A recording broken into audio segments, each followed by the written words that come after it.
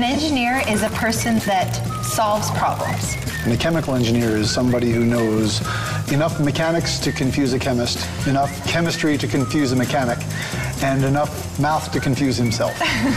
People come to us with ideas, innovations, new technology, and they want to scale it up. They want to take it from something that's a beaker size and make it bigger, and we do it in an economically viable way. We had a client come to us, and they wanted to attempt to make textiles out of stinging nettle, which is a weed.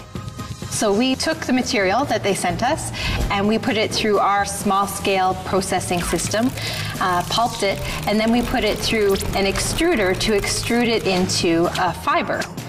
And that fiber can be woven into textiles. The fibers that they're making with stinging nettle now are rayon-like fibers, which come from renewable feedstocks versus polyester, which are petroleum-based. So taking a renewable feedstock and offsetting a petroleum-based feedstock is better for the environment.